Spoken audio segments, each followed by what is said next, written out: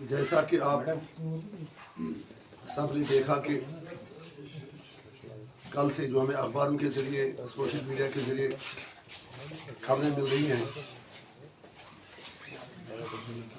कि जो उमर साहब की सरबराही में सरकार बनी, उन्होंने अपनी कैबिनेट मीटिंग में एक रेजोल्यूशन पास किया है जिसमें सेंटर से स्टेटहुड रेस्टोर करने के लिए कहा गया है। और ये भी खबरें गश्त कर रही हैं कि आप उमर साहब यूनियन गवर्नमेंट से टाइम सीक कर रहे हैं ताकि वो कैबिनेट की रेजोल्यूशन का जो ड्राफ्ट है, जो उसमें मुतालबा किया गया है टोटल रेस्टोर करने का, he can put it to the central government. उनका हक है वो कुछ भी कहें, कुछ भी पास करें, लेकिन हम उमर साहब को सिर्फ ये याद दिलाना चाहते हैं कि आपने इलेक्शन 370, 35A, स्टेटहुड, इन सारी चीज़ों पे लड़ा था। तो आज जो ये खबरें आ रही हैं कि सिर्फ स्टेटहुड को लेकर आपने रेजोल्यूशन पास कैबिनेट में किया है, तो it is very painful. It means departure from the principle stand of his party. इससे साफ जाहिर है कि उमर अब्दुल्ला साहब बीजेपी के हाथों में ही खेल रहे हैं। समझ में नहीं आता उनको कोई कैसे बताए। अगर अमित शाह जी का गला सूख गया कहते कहते कि मैं स्टेटहुड वापस दे रहा हूँ, प्राइम मिनिस्टर ने भी कहा, तो उमर साहब क्यों वही चीज़ उनको आगे मांगने के लिए कह रहे हैं। अच्छी बात है वो कहें, हमें कोई ऑब्जेक्शन नहीं है, बिल्कुल हम उनके साथ हैं, लेकिन वो आधी चीज़ ही क्यों कह रहे हैं, सिर्फ वही क्यों कह रहे हैं जो बीजेपी देने को तैयार है। इसका मतलब 370 की जब बात करने के लिए वो तैयार नहीं, 35A की बात करने के लिए तैयार नहीं, तो वो एक तरफ से आई वॉश है, जिस एजेंडे पे उन्होंने इलेक्शन लड़ा उससे डिबेट हो रहे हैं, और दूसरा कुछ लग रहा है कि कोई खिचड़ी पक रही है या पक्की हुई है पहले से ही। एनसी और बीजेपी के बीच आंख मचोली का खेल खेला जा रहा है। सेंटर को वैसे भी स्टेटहुड एज पर सुप्रीम कोर्ट डायरेक्शन आज नहीं तो कल देना ही है। तो उमर साहब just wants to be counted in martyrs. Statehood की बात करके वो बाकी जो मेन इश्यूज हैं उनसे भागना चाहते हैं। और अफसोस की बात यह है, हम उमर साहब को यह याद दिलाएंगे कि उनकी जमात का पहले दिन से ही यही वतीरा रहा है। जब मरहूम शेख साहब महाराजा से इलाक़ के बाद पहले एडमिनिस्ट्रेटर बने, उसके बाद वज़ीर आज़म बने, तो 1953 में जब उन्हें बर्खास्त किया गया तो 22 साल के बाद वो कांग्रेस की मदद से वज़ीर आज़म नहीं बल्कि वज़ीर आला के तौर उन्होंने हलफ लिया। और आज जिस तरह शेख साहब ने बिट्रेल किया, बिल्कुल वही चीज़ आज उमर साहब कर रहे हैं। जो बड़े दावे लेके आए थे, जिस असेंबली को उन्होंने म्यूनिसिपलिटी कहा था, जिस सरकार को म्यूनिसिपलिटी कहा था, आज एक दिन में जब वोट दिया तो जो मैंने ऑब्जर्व किया 3 बार उमर साहब ने ड्रेस चेंज किया एक दिन में। एक तरफ कह रहे हैं कि कश्मीरी बड़े मातम में हैं, म्यूनिसिपलिटी बन गई। सुबह जब शेख साहब के मज़ार पे गए तो उनका एक ड्रेस था। It can be personal thing, he is at liberty to do what he wants, but since he is the chief minister we have to observe these things. मेरे हिसाब से उनके लिए मातम का दिन होना चाहिए था जब उन्होंने ओथ लिया। बाकी फॉर्मलिटी ठीक है कहना अब ये गवर्नर आज नहीं रहेगा, ये नहीं रहेगा, लेकिन let all of you mark the thing.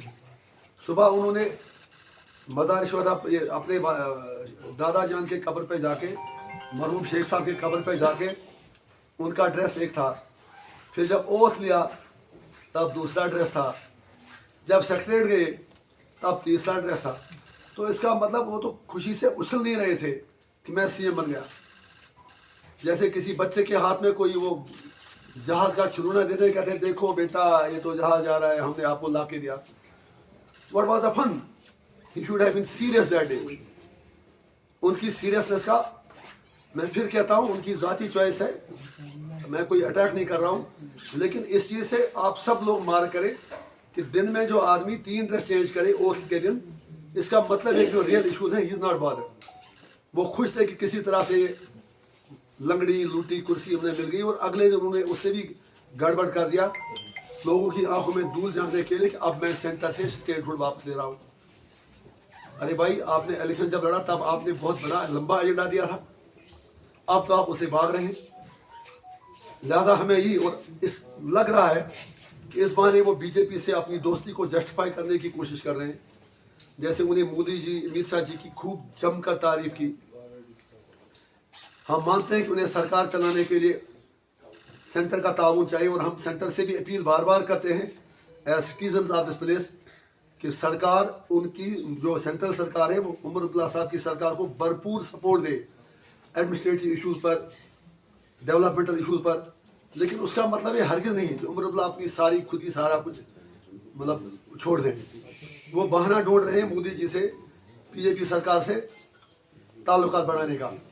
तो आज की इस प्रेस कॉन्फ्रेंस का मेन मकसद हमारा यही है कि उमर अब्दुल्ला साहब ये वजाहत करें, जैसा उन्होंने भी पीछे भी कहा कि जब तक ये सरकार है वो 370 इनसे वापस लेने की उम्मीद नहीं करेंगे, इनसे मांगेंगे नहीं। तो मेरा फिर उनसे सवाल है कि क्या अगर बीजेपी 100 साल तक पावर में रहेगी, should Kashmiris wait for 100 years to ask for their rights? I am not talking of seeking for their rights. Political struggle अपनी जगह, सिर्फ कहने से भी अगर वो कहते हैं बात तब तक नहीं करेंगे, इट इज अनफॉर्चुनेट।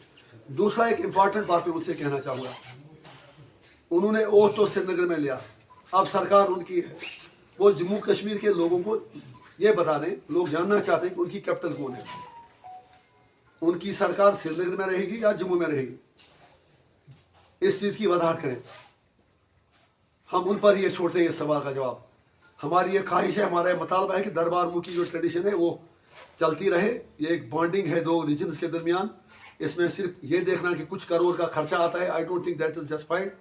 उससे ज़्यादा ये दो रीजनों के दरमियान एक मतलब इंटीग्रेशन का काम करती थी, सोशल इंटीग्रेशन का, मॉरल इंटीग्रेशन का। एक दूसरे को जम्मू और कश्मीर के लोग समझते थे और एक दूसरे से दूर करने का काम दरबार मुँह ने किया है।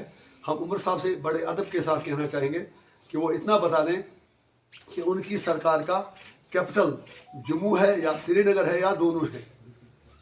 तो अगर आपको इस हवाले से कोई बात पूछनी हो तो हम आपके सवाल का जवाब दे सकते हैं। इंजीनियर साहब पे अटैक क्यों किया? वो तो पर्सनल चीज थी, चाहे आप तो सुने नहीं, मैंने जवाब ही दिया। इंजीनियर साहब एक मिनट उनका सवाल है सर। हाँ, जो आपने कहा मैंने उसका जवाब दे दिया। पहली बात है कि जो भी पब्लिक लाइफ में उसका कोई चीज़ पसंद नहीं होता, he is reflection of the society. उससे लोग मतलब people take cue from the person. अगर इंजीनियर शुरू किया था तो मेरे फॉलोअर भी वही चीज़ देखेंगे। कहने का मतलब यह है, इंपॉर्टेंट डे था, उमर साहब ने ओथ लिया उस दिन। उस दिन उनको सीरियसनेस होना चाहिए था जब खुद उन्होंने कहा कि वो म्यूनिसिपलिटी को रिड्यूस हो गई है जो हमारी गवर्नमेंट है। तो थोड़ा उन्हें विनम्रता, हम्बलनेस, सीरियसनेस होनी चाहिए थी। लेकिन लग रहा था कि जो मैं कह रहा हूँ, 3 ड्रेस बदलाने की जरूरत क्या थी उसी दिन? What was he conveying? आप बताएं। इंजीनियर साहब, उमर अब्दुल्ला पे काफ़ी ज़्यादा उम्मीद है आपको भी। आप नॉर्थ कश्मीर को मैंने कहा मुझे नहीं, आप जिस तरीके से बात कर रहे हो, आप बताएं। नॉर्थ कश्मीर को आप रिप्रेजेंट कर रहे हो, देश के पार्लियामेंट में आप जाने वाले, सेशन लगने वाला है, तो what peoples will expect from you? जो हमारा एजेंडा 2008 से जिस तरह हम असेंबली में बात करते थे, हमारी पार्टी रायशुमारी पे बात होगी। मेरी बात सुनिए ना, आप बार बार मुझे क्यों वो चीजें कह रहे हैं जो आपको कोई और कह रहा है कहने के लिए? मैं तो लाख बार आपने सवाल किया, मेरे सवाल का जवाब। बिल्कुल। मैंने बार बार कहा कि जम्मू कश्मीर के मसले का हल लोगों से पूछ के किया जाए। अगर उससे कोई अच्छा हल मोदी जी के पास या किसी और के पास है, टेबल पे आके बात करें। अभी जयशंकर जी भी पाकिस्तान गए थे, तो हमें उम्मीद है कि उन्होंने पर्दे के पीछे तो कुछ मतलब है ना, वो ना करके हाँ उन्हीं से कर बैठे। मैं पता है कि कुछ न कुछ तो बात हुई होगी, क्योंकि दोनों मुल्क इस मुसीबत से छुटकारा चाहते हैं, लोग छुटकारा चाहते हैं। दुनिया आगे जा चुकी है, अब दोनों मुल्कों को चाहिए कि वो कश्मीरियों को जीने दें, हिंदुस्तानियों को जीने दें, पाकिस्तानियों को जीने दें। इस सब कॉन्टिनेंट में पीस आना चाहिए। उसके लिए ज़रूरी है कि इंसाफ हो।